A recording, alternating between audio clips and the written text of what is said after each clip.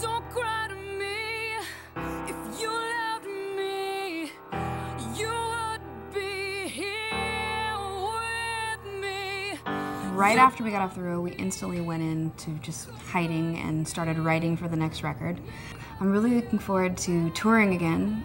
It's been so long. It's been 2 years since we played a show. By the time we play, it'll have been that long. And I don't know, the fans. I miss feeling that feeling on stage, the energy of everyone just kind of feeling at the same time. It's so powerful. You can hear on the album a lot of the changes that I've gone through in my life. The album's more mature. I mean, I'm a better musician than I was. Also, I've gained a lot of confidence. I'm not afraid to do a lot of things that I guess on the first record I felt self-conscious about or maybe afraid to try.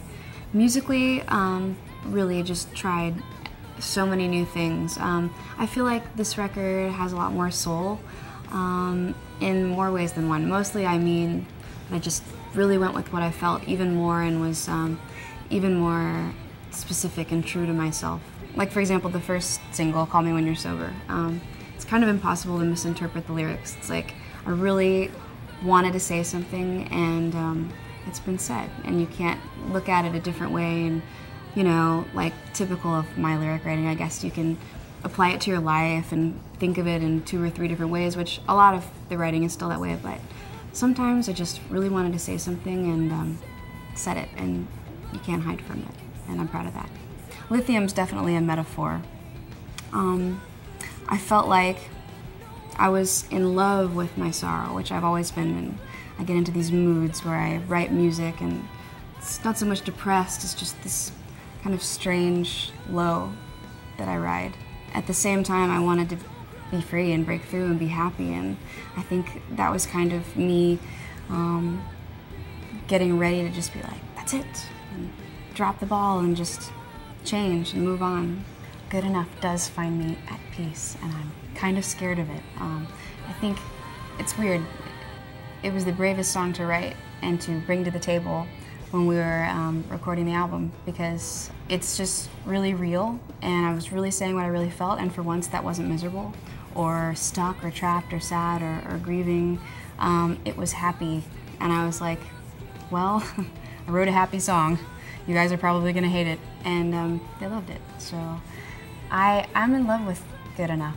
I feel like it's more the way I feel now. And it was the last song that I wrote for the album.